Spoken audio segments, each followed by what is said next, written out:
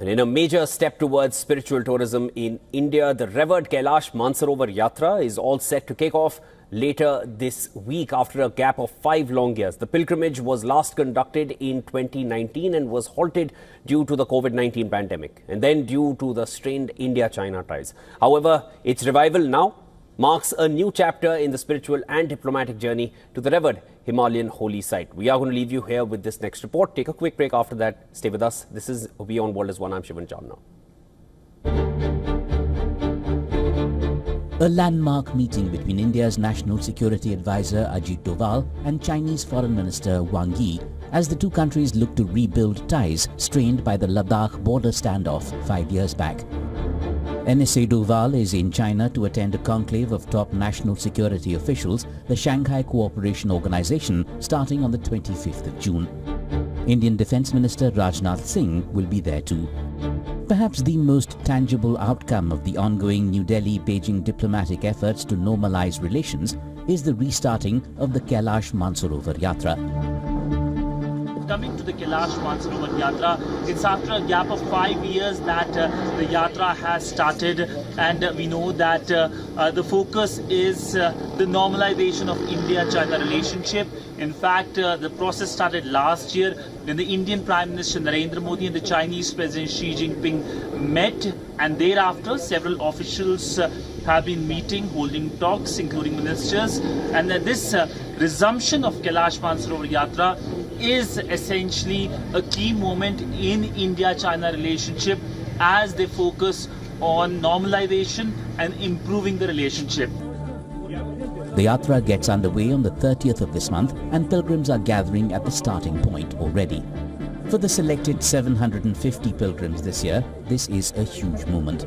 They embark not just on a challenging physical journey, but also a deeply spiritual one, and also one with massive strategic significance. I did walking, jogging and trekking to prepare for this. I do jogging daily in the morning and go out for a walk in the evening. We are excited that we are going to the city of Lord Shiva. Can't express the excitement in words.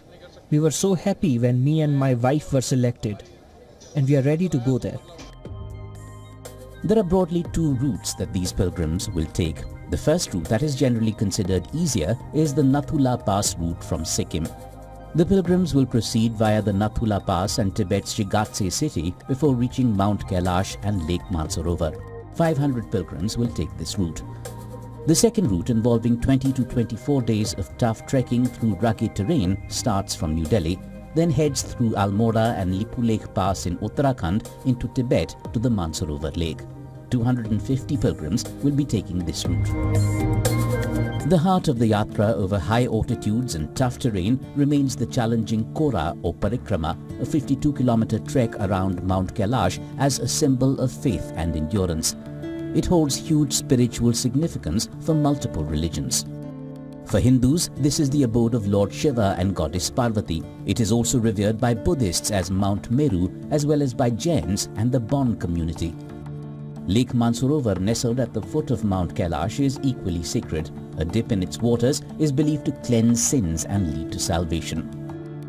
Now essentially, we know that when it comes to going to the Yatra, it is not an easy task. In fact, WION team is here in Lhasa to acclimatize, given the oxygen level in the atmosphere is quite less, and we need to acclimatize before going to Kailash Mansarovar Yatra.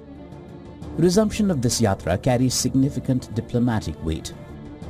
The event is a key people-to-people bridge between India and China. Restarting it signals a willingness at a political level to engage on issues of mutual interest, even amidst broader strategic complexities. The pilgrimage has been suspended since 2020, initially due to the COVID-19 pandemic and later due to the protracted military standoff along the line of actual control.